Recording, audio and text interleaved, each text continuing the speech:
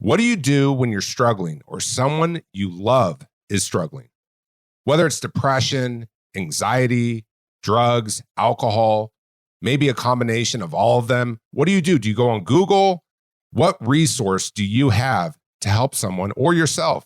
Well, I've owned a treatment center for over 15 years called CAST Centers. It's a leading dual diagnosis treatment facility in Los Angeles, California. We take most major insurance policies. We're in network with Blue Cross and MHN, and we're here to help. You can go to our website at castcenters.com. That's CAST centers.com. We're called CAST Centers because like a cast that holds a broken bone in place till it can heal, we do the same thing with all mental health issues. So you can give us a call at 877-657-8967 so we can give you or a loved one the freedom to be your best self.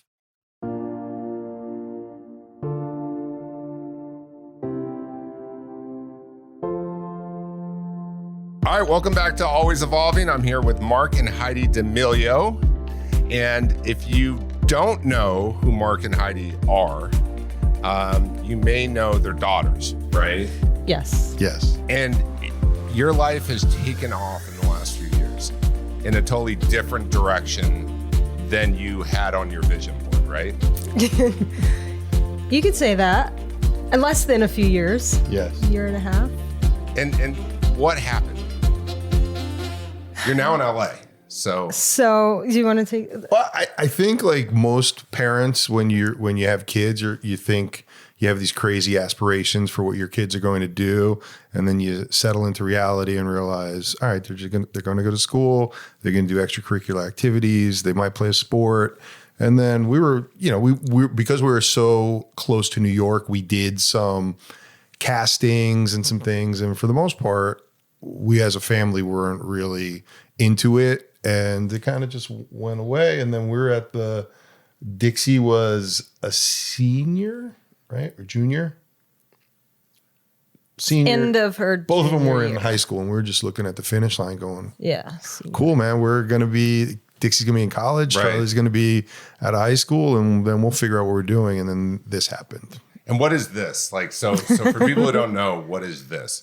So Charlie was making videos with her friends at school, and she would show them to me. And I was like, wait, what is it? Is this like Vine? Like, what is it? What's all the dancing? I was so confused. And she was like, it's TikTok. And I was like, well, where's your page? And she was like, well, I don't have one. Because Charlie's a dancer. She's been dancing since she's 3. And so they would ask her to learn the dances and teach it to them. And then they'd make TikToks. Right. And so she didn't even have an account. It was previously Musical.ly, which she did a few Musical.lys. And then like, if you were doing Musical.ly, you were getting made fun of. So she stopped because It wasn't cool enough. it wasn't cool. No, she was just insecure about it. So, but she really did enjoy it. She will never, ever say that. Fast forward. So they're doing this. So finally, she was like, oh, I'm going to start. She was having so much fun doing it. I'm going to start my own account. So she did. I think that was the end of her freshman year of high school. And then mid-July, she had her first video go viral. In 2019. In 2019. And then pretty much every video after that went viral. Dixie is making fun of her the whole time. She was like, this is so embarrassing. I cannot believe you're making these videos. She's 14 at the time. 15. She had just turned 15. Okay, so the first time she goes viral, she just right turned on 15. TikTok, what emotions did you all have? So I was driving her to this dance intensive. It was a 3-day thing. And we're on our drive, she was like, there's like 5,000 likes and 10,000. And so she goes into this dance class for 3 hours and comes out, and there's like, I don't know, 300,000 views or something, or likes. And she was freaking out. Like, what do I do? What do I do now? What do I do now? What do I do now? And I was like, what do you mean? What do you do now? Like, I was so removed from like, I never had that thought. Like, what if you go viral? What do you do now? And so I was like, she was shaking. She was just like, okay, basically I'm famous now. Like kidding. It's like the 15 minutes of fame, right? Like and you guys are like, this is just a moment. Yeah. Well, she's been dancing a long time. She wasn't pursuing, I want to go viral or whatever. She had her path. Right. She had her path from when she was probably middle school. She wanted to be in a college she's dance an unbelievable team. dancer. There was two options that she had decided between going to a college with a dance program or being on a college dance team. Right. And that was more appealing to her. It was more like sports and like they compete and stuff like that. So that she knew where she wanted to go. She knew the choreographers there. She wanted to go to UNLV. The choreographers there are Jennifer Lopez's choreographers. So she had this very clear path. Nappy taps. Yep. And she was not gonna change that. And so this started happening and it went fast. That's all everybody was talking about on TikTok. And it was pretty wild. So the first time she goes viral, the two of you are like, oh, Charlie made a video and it was popular. Like, was that what you guys said to each other? Like, oh, that's interesting. We were all on social media and we knew Vine. So it was we knew exactly what was happening. And I'm in the apparel industry and a lot of the companies I work with have social media that so we weren't like had our heads buried in the sand. So we knew, but then I also knew a year or so prior, Vine was exploding and then it went away. So we're just like, we didn't think it would be life altering for them at that point. We just thought it was like, oh, this is cool. Like we saw I saw the power in it that it could be positive for her for whatever she wants to do, but we couldn't imagine what you couldn't imagine she'd have 108 million plus followers on TikTok today. Right. Correct. Right. And the Dixie at this point is still making fun of her. So every video after that was a hit. Same. And explain who Dixie is because they. So Dixie is Charlie's older sister who grew up doing musical theater, singing, and sports. When she hit high school, she just kind of abandoned the music and singing and just did sports and like senior in high school, having a blast, like already knew she was going to University of Alabama. Her stuff was good, making fun of Charlie. She was like, oh my God, this is so embarrassing. But if you hit 1 million, I'll get on. Because we were talking about it so much because it was so crazy. What is happening? So Charlie hits 1 million.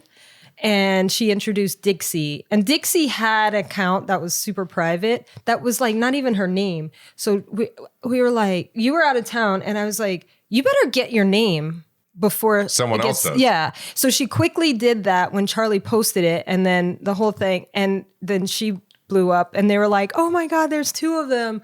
So that was pretty wild. And then just everybody started trying to contact us or contact them for, they wanted them to do TikToks to their music and stuff like that. And I was like, people don't make money doing that. That's, the first one that was like, someone at a record label reached out to her and said, could you do a TikTok to this song for $75? And so she was so excited. She sends it, she shows me and I'm like, that's not real. That's very cute. But no, that's weird. No, who's going to pay you to do a TikTok to their song? That is not even a thing. And so I was like, if anybody wants to talk to you, they can come through me. And give him my email. So he emailed right away. And I was like, oh, wait, this is actually real. What is happening? So she did that. And then she went first on that audio. It used to be that way. Like the person with the most likes or views, you could see who it is. So that started happening. And she was being like first on every audio that she would do. It was insane. And at what point were both of you kind of like, oh my God, like this is actually a thing? Like, did you have a moment of like, and you're a businessman and you're thinking people are really willing to leverage what she can do. And yet it's your daughter. So there was a time when when she started to get in the multiple hundreds of thousands, when she was at 500,000, I was doing business out in LA and we have a family calendar and she was just looking at it and said, Dad, you're going out to California next week, right? I was like, yes. And kind of the Heidi story before, Charlie and I did a trip to UNLV and she went and checked out the dance team like 6 months prior to that. So we did some trips and I did a trip with Dixie to see other colleges too. And so I was like, you want to come to California? And she's like, yeah. And I said, well, these are the rules. You're staying with me. And if you're going to see friends, I want to know who you're going to meet with and all that. Right. And as we landed, she had about 500,000 followers. And I went on some of the meetings. She met with this website called Famous Birthdays and a few other things. And then I'm sitting there trying to use some of my contacts and I'm like friends that are in the apparel industry that deal with influencers. I'm like, what's going on? And a lot of people said, look, there's a ton of people with hundreds of thousands of followers. And even if you have millions of followers, it doesn't mean you're going to be able to sell a product or anything like that. And it doesn't mean other people want what you have. Exactly. You know, like you can be one of those people who has tons of followers and you can do it for purely attention seeking purposes to create like fake skits or mean stuff. And like, it's almost like there's like the Tekashi 6ix9ines of TikTok, but it's not, you don't really want what they have. Like you're not going to suddenly dye your hair rainbow colors and get 6ix9ine tattooed on your face. Right. Yeah. And that was what was interesting about Charlie is we're used to Instagram. So everyone on Instagram has this persona, the lighting's right, the filters are right. And it took us a while to understand, like, she's the girl next door. We're a middle-class family living in Connecticut. Like, what is, and we've kind of figured it out that although she's a beautiful kid and she's really has a great personality, she was kind of like the girl next door, but also she was authentic. She didn't do, it was, her dances were authentic. The way she looked in camera was authentic. Her room being, I say this, people have probably heard this before, but we would say to her, dude, you got to clean your room. Like your bed's not made. Like this is our house. Like it's a bad reflection on it. And she's like, Dad, you don't understand. They just want TikTok and she explained it. And I was like, she would have pimple cream on. And Mark and I are like, as the numbers are going up, I'm like, I just don't get it. I think I'm just going to shut up. And then here we are where she is like over 100 million. Dixie's got over 50 million. You guys have over 10 million. You also have huge Instagram platform. You have a huge platform, period. Like have become in a few years, like you don't need to say this, but like the most relevant, hot family that like has taken off and that has so many options in terms of projects to be involved with. People want to meet you guys because your kids seem very nice and you also haven't been in Hollywood a long time. So there's not like so many layers, you know, you guys are kind of like, I hate to say, and you have a show coming out in your family and this is me saying, it's kind of like the next generation of Kardashians, no? I mean, a lot of people say that, and first of all, we don't feel what you're saying because I think just with COVID and everything, the girls they see the numbers, they appreciate it, they get it. But we're kind of just in our house for the most part, doing things like this every once in a while. And we're just kind of working and trying to like figure out the best way to go about this, that everybody's happy and having fun and everybody's in a good mental state and parenting. And so we don't feel that. People tell us that stuff and we don't feel it just because, I don't know. I think when you're going to events and there's, crowds of people around and we see it like when the girls, we've been to the mall with Dixie and Noah and it's like mayhem. Crazy. And Charlie doesn't go out quite as much, but when she does, it's, just driving in the car on like people crossing in the crosswalk, they'll spot her and come to the car. So it's we see it. We're not stupid, but at the same time, we definitely don't feel it. I think because it's the four of us.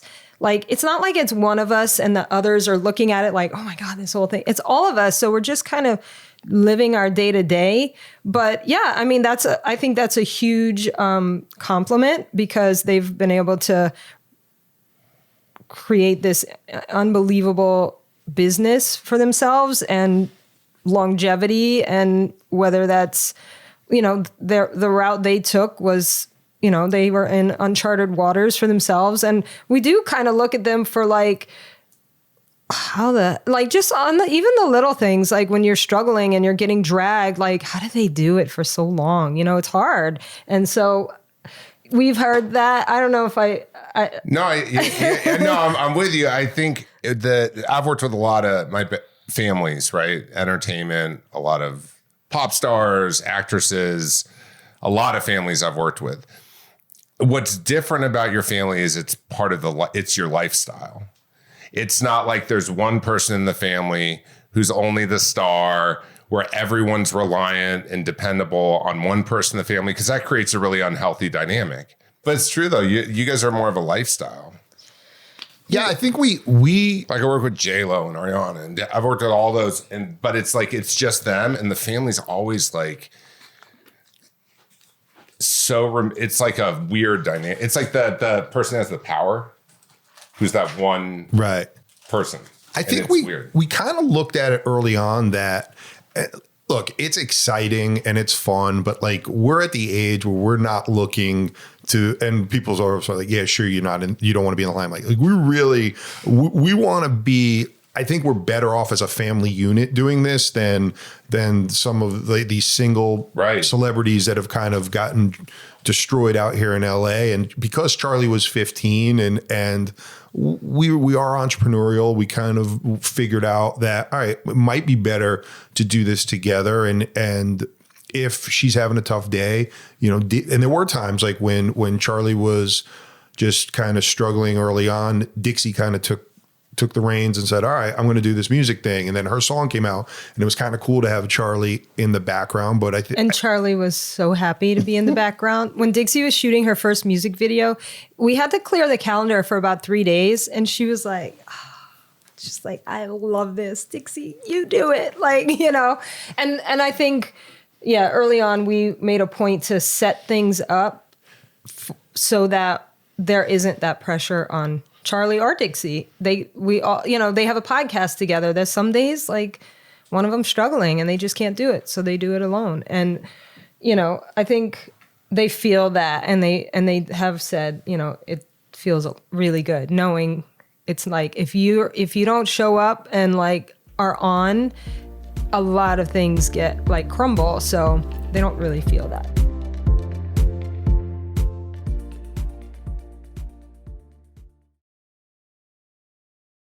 This episode is brought to you by our amazing sponsor, the Wise Guide app. If you're like me, you want a better life and you want to be a better person, but change is hard. Knowing that you need to change how you think, feel, and behave is much different than actually doing it. The Wise Guide app helps you reach your full potential because it directly impacts your subconscious mind, the origin of every choice, behavior, and emotion. The amazing audio programs in the Wise Guide app provide exactly what your mind needs to master the thought habits that lead to greater health, happiness, and success. What I especially like about the Wise Guide app is that it takes the power of mindfulness techniques and applies it prescriptively to your specific goals, such as weight loss, stopping smoking, improving your self-esteem, stress management, better sleep. So download the app today and you start your 7-day free trial. If you do, I've secured an exclusive 30% discount if you choose to subscribe. Go to thewiseguideapp.com/Coach Mike today to start your free trial. That's thewiseguideapp.com/Coach Mike to get started. I highly recommend it.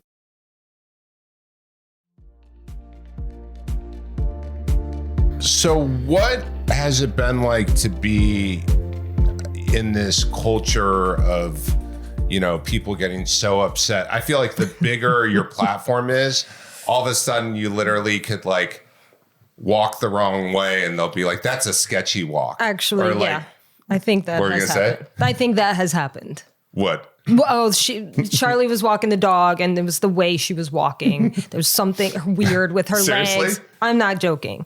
She was like, it's a tough balance because you have to have one side understand how fortunate and blessed and lucky and this is what a lot of people strive for, wanting to be in the public eye. And then when you're there, I try to spend time and appreciate it and say, this is for being 52 years old to thinking, we had a really cool life prior to this. Right.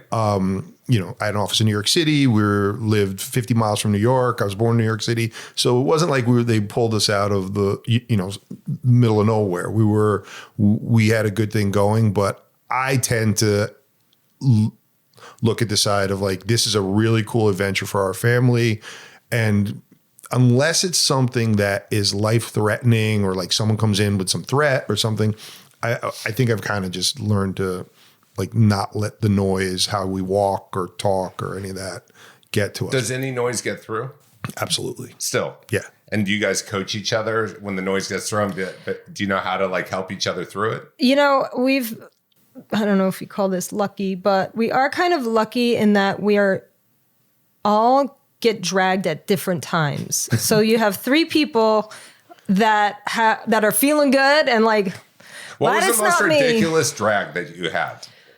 For between the 4 of us? Yeah, like for you and for you, Heidi, and Mark. I think what the stuff that's the truth is whatever, you know, it's you, who you are. So you got to deal with that. The lies are, and the stuff that tugs at your core and fabric as a person. Like there was this, and it's already been talked about, but there was this thing where we forced Dixie and Charlie to do content, and it got legs on it. And what happens is it'll start in some kid will post it. Like it'll even say, "Hi, I'm Sally. I'm 10 years old, and this is my profile." And then you're like, "Wait, this person posted this," and then it gets on it's almost like it just escalates. It goes from a post to the T pages, which is where they kind of have the gossip pages, and then it'll get picked up by a lower level media account, and then it'll be, does Mark and Heidi abuse their kids? ? And you're like, dude. To have our name in that same sentence with abuse is just like this. It's just like it's a punch in the gut. That's probably been the worst for us. And the other thing I say is like we obviously got where we are, so there is some intelligence there, but there's not some master plan where we're like, hey, Charlie, this is your, like, we're figuring it out. You're going to be the next bionic woman 10 years from now and be in a Marvel. Like, you're not there. You're like, holy cow, this has been a wild ride. And like, let's see what comes and let's have fun as a family and be healthy. And we look at like I look at this as an opportunity to open up for more opportunities. I don't look at this as there's obviously a big financial windfall in this if we do it, if the girls and we do it right. But this is more like why we got involved. Because I'm like, look, if I want to start another clothing brand, having 10 million followers when I walk into so we've kind of embraced that, not necessarily to be influencers, but just to have options for ourselves when our kids are. Dixie already moved out. Charlie will probably move out. She has the ability to do it when she turns 18. She could stay as long as she wants, but we don't really have this big master plan. And when people come and say, this is what the parents are doing, we're like, yeah, dude, I'm not that smart to figure out. Yeah, it's an odd thing for people to do too. You're almost like, what? It's weird energy, right? Like it's interesting to me that people go, whether you troll or whether you say something that it's odd. Like, I mean, I understand gossip back in the day. Maybe you call a friend and you talk about someone, but you don't like try to spread or at least I never did, but it's very unusual that people like to do that. Well, you know, I think this app in particular with TikTok is you can get famous off of a negative comment or a negative post. And that's what people are trying to do at all costs. Interesting. They don't care. So they will, and it'll be, you know, it'll sometimes come out of a straight lie, and people think it's true. So now they're famous because they brought the attention to this, and it's.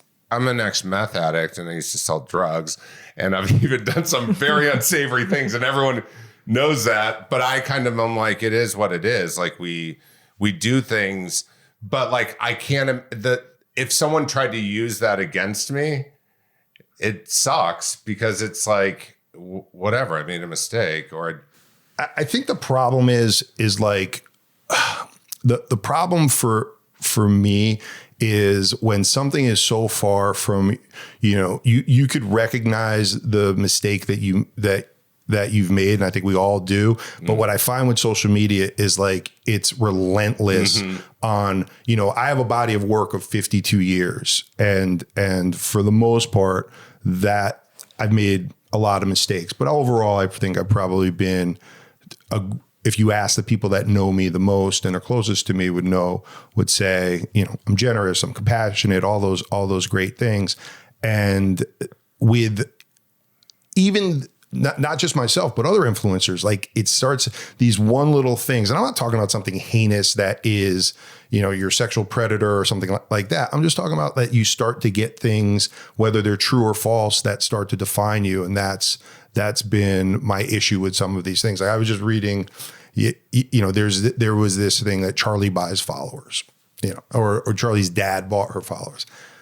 Couldn't be further from the truth, but it starts to get legs, and it starts to it starts to chip away at someone's or the perception of someone's character, not necessarily who they are. So also, I feel like maybe because we're in it more, but no one, but especially these kids, I feel like they're not allowed to make mistakes, and yeah, I've seen Charlie do apology videos, and I'm like, clearly that's not what she meant. Yeah. I'm like, on my end, I'm like, obviously. Yeah. But I'm like, God, it's kind of this pressure that you have to like make different groups happy, even if it's almost like intention doesn't matter. It's like, you're right. Like, it's not even intention. And then it's suddenly like, no, you're wrong. Right. I mean, I struggled with that early on when like political correctness started, because like I would see my grandfather, who was a loving, compassionate person, had things that he would say that were not off color, but were just like, he would say, sweetheart, and things, and or how you gals doing, and everybody be up in arms. And I was like, but let's talk about his, not what you're feeling about that, but what was his intent? His intent was love, compassion, would give the shirt off of his back for you, but we're turning it into something different. So, and that's what I see a lot with today in today's culture is it's all about how someone necessarily feels about something and not what's in my heart. Does that create anxiety at all for you guys? For the girls, I think it for us, it just, you get a watered down you don't get to know the real person, because they're so concerned with how is this person going to feel if I say what's really on my mind, and we're going to just get a bunch of people that talk the same way, and well, we know that's not, right. And I see that a lot, and you have certain guys that are able to probably be more open with their, like Joe Rogan, for example, I think is really good as far as kind of not filtering but yeah, I mean, it sucks to go around life trying to with a filter on all the time. Yeah. Yeah. It's interesting. I have this project that I'm thinking of doing because I feel like people find, at least my opinion, one thing and they get polarized that they can't get along with each other. And so I want to write my next book on resentments. I've written a few books, and you're right. It what it does is it pushes people not to be authentic if they can't express themselves. And the bigger the platform is, and I certainly think that like you guys have catapulted. And so do you feel like you have to be more careful today? Do you think about it more? I mean, everything we do, we did dinner with the D'Amelios that turned into like a horrible situation. It affected all of us because Is that the one where one of them didn't want to eat snails? Yeah. Well, I don't like caviar either. Yeah. Well, imagine if it was caviar. How dare you not like this expensive egg? Both girls had their own, people had issues with separate things that they did. So, so part of the bit or the video was we had a chef who we're friends with. Their idea to put the snail in, Dixie knew about it, but she's got a very sensitive gag reflex. So she gets grossed out and she threw up. And so that was disrespectful to the chef, bratty, no manners. And then James Charles was with us, and he said, she said, it would be cool to hit 100 million 1 year, like on the day after hitting 1 million. And James said, oh, is it 95 million not enough? Because she was at 95 million. Like joking. Totally joking. And she's ungrateful. We're just numbers to her. We need an apology. How dare you? It turned into this whole thing, and it was bad. And it was everywhere. I feel like there were people talking about, Wendy Williams was talking about my kids were trash and disrespectful. I'm like, every single person that works with us gets a phone, like whether it's a Zoom call, a phone call, or like actual working on something, they will call like Greg that works for us or our agency, and is like, these girls are the most professional, respectful, sweetest. But don't you think, this is my theory, the people, because I'll notice this with books, right? Or like on TikTok, I've realized that I have to be like a hot dad. People seem to be more into that. I can talk about self-help all the day. I've been doing it for 18 years plus. I could really put thought and soul behind it. And like, people are like, okay, cool. Go back in a Speedo. So that's what honestly. So like, my videos are ridiculous on TikTok, but it's fun too. Yeah. But people would be like, you shouldn't be doing that. You should be doing more self-help. And what I've come to realize is those people don't buy my books anyways. Mm-hmm. Those are my people. Yeah. Like the people who are actually upset aren't actually the people who buy your products, invest in you, give you good energy. Because they would never say that about you. No, never. Like you would never say that about someone that you loved. Right. And so to me, it's this weird thing where it's like having to cater to this media storm. I think we're in a different situation because we want to be, we put ourselves in the limelight or the spotlight or whatever you want to call it to assist our kids. And I'm very cautious not to do something detrimental that I will embarrass my kids. Like if it were just, if I were in, CEO of a company and I was on a book tour or whatever, and I would kind of be more free to say what I want to say. I just don't want to it's the same way you don't want to have your kids get bullied and get hurt. You don't want to cause anything that would end up causing your kids to have some negative repercussion. Right. It's not worth it. And they're the number one priority. Right. And I think how you've done it, like I said earlier, is brilliant because it's a part of a family lifestyle. I actually believe they'll be healthier and happier with Hollywood as you're going through it all yourselves, because you can experience it and understand it like they do. You can have empathy. You can have real compassion. There can't be like, you don't understand. It's like, no, I've kind of been dragged and I've been canceled. Yeah. And because unless you've experienced that, you don't really know how it feels. You don't really know. You don't know how it feels when the injustice hits. And you're all about fitness. Your past was photography, modeling, fitness. Is that kind of like where you're putting a lot of energy into now? I mean, I love to work out. That's my favorite thing to do. So that is going to be... Do you guys work out together? Mark doesn't like to work out? We have in the past. We're just on different journeys, He's walking, you're running. I like to lift weights. That's always going to be a part of me. That's that and boxing is my favorite thing. So that'll be, that will come up because that is what I'm about. I'm not so much into photography anymore just because I don't have the time to really devote to it. And I think I'm not like, oh, I'm on this fitness path and I'm going to be this person to be the face of that. Like, I think things will just happen naturally. I'm not like seeking that out. Right. But I think there is interest there. Like, I'm almost 50 and, I lift weights heavy. And that's like, I think there's a lot of value in what I could how I could talk to that for other people who maybe never lifted weights in their life. Both of you are attractive. Oh, thank you. You're both like a very handsome couple. Your kids are attractive. No, really. I mean, like you guys like take care of yourselves and like work out and dress well. I mean, thanks. Yeah, I thought I was older than both of you. I look like Father Time, and I'm 10 years younger. Yeah, I think we have to Heidi's point before, like we've definitely put a lot of emphasis on making sure our kids are okay. And I think as you start to get into your 50s, you have to really focus on it. But no excuses. I mean, the only person that interferes with me going with her to the gym is me. That's, there's time, 24 hours in a day. We can get there. But so tell me about your podcast now.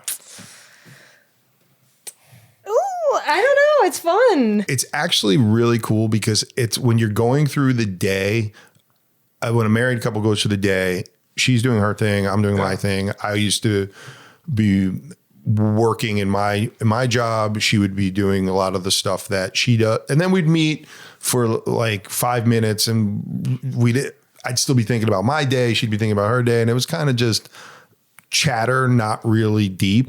But this is actually super cool because we have to prepare for it. And then we really spend a half hour to 40 minutes talking and having it interact. And we got along from the first day we met. So we get along. It's just like the life just doesn't put you in that position where you're both able to open up at the same time and receive each other. And that's been what's been really, for me, it's been really cool about that. Yeah. I mean, our life is going so fast and the days are flying and there's so much going on. That's our time once a week to kind of, that's what people want to know. Like, how is this happening? What is happening? And like the behind the scenes of everything. And we talk a lot about that and how it affects each other and the kids and parenting. And so we get that time to sort of process what's happened in the week before, which is nice because sometimes I'm like, where did the last 6 months go? And now I don't feel that as much. It's cool too because you get to chronicle your life as well in real time. So week by week, you're able to kind of give your perspective, your life, kind of like, I've listened to a few episodes. It's great. It's called The Other D'Amelios. Yes. And sometimes you bring, different family members into it, but basically it's the two of you connecting around what's going on, how you're feeling, what's coming up in the family. Yes. All of that. And then do you have a show coming out, TV, or is it not? No, I think we can say it. We have a show coming out on Hulu, a family show with all four of us. A docuseries that will probably be this summer. It's coming out. It's awesome. Yeah, it's really. Yeah, it's been really good. Have you started recording? Yes. Yeah. Yeah. I was last on board for doing anything like this because I was like, can we just hold on to something and not let it be out there?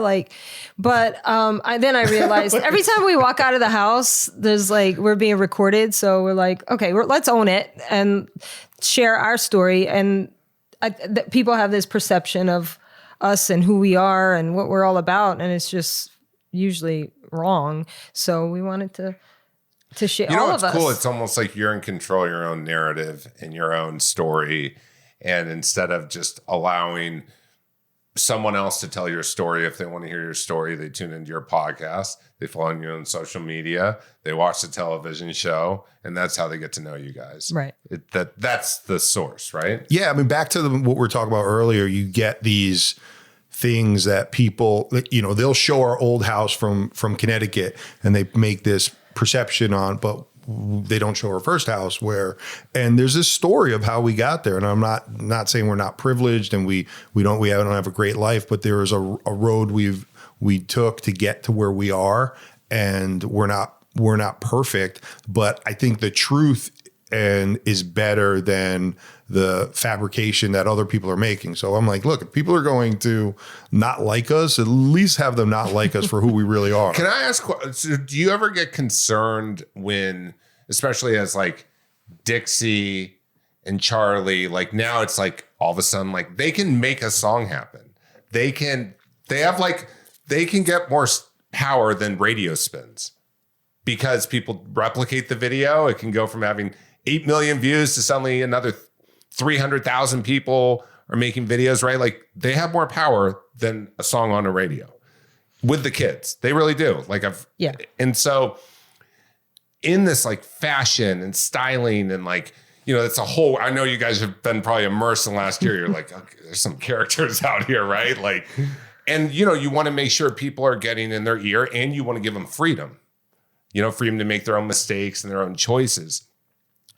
Is it hard because you'll see people really kissing up, or is it not hard? I mean, first and foremost, we're parenting our teenage girls. Right. And they've said this, publicly before, that the best thing about our family is that we keep them in check. So that doesn't happen because they see other people that do that get a little ahead of themselves and are feeling themselves a little too much. And it's such a turnoff to them.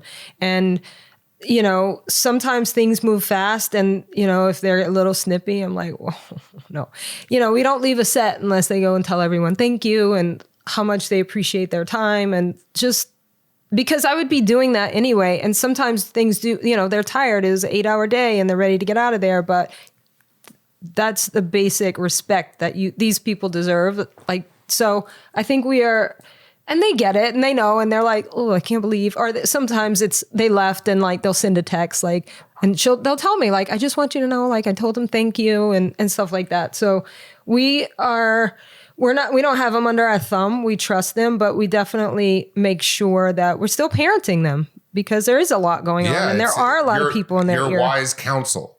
So it's like giving your wise counsel. And by the way, it's parenting, just period. But it's also, they are the most popular kids in this world of digital social media, right? They are the cool kid.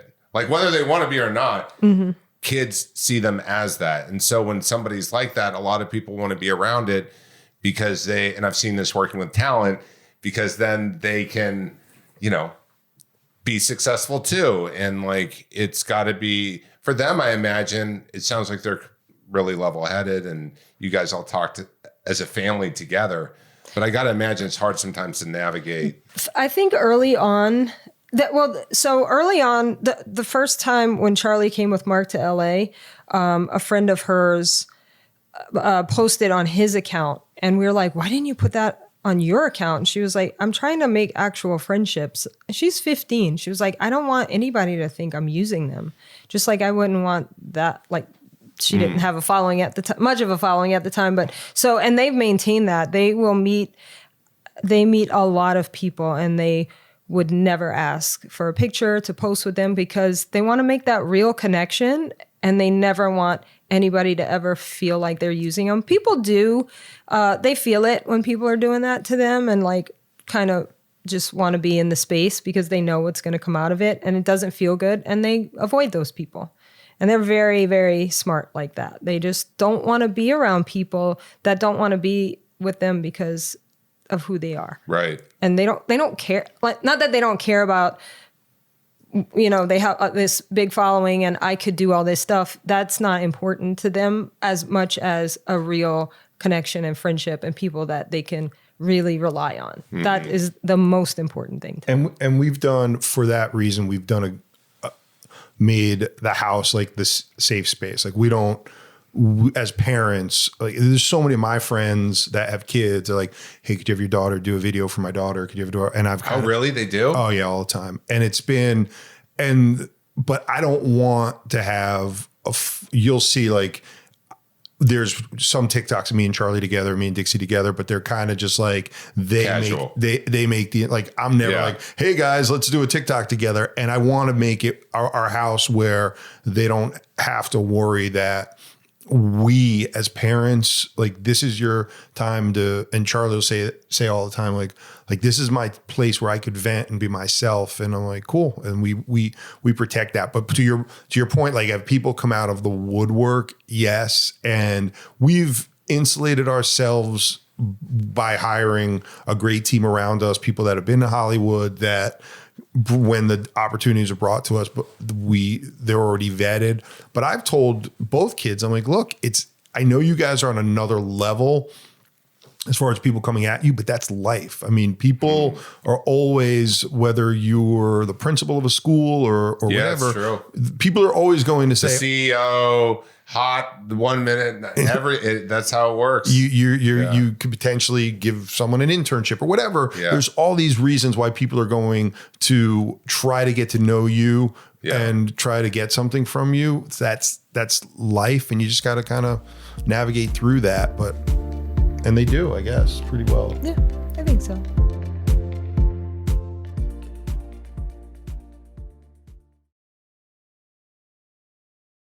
This episode is brought to you by HP Instant Ink. No one is reading your mind, but HP Instant Ink knows when your printer is running low and sends you new cartridges, so you never have to think about ink. Save up to 50%. You'll pay less than $5 a month for ink and never run out again. Find out if your printer is eligible and enroll today at hpinstantink.com. Conditions apply. For details, visit hp.com/instantink Spotify.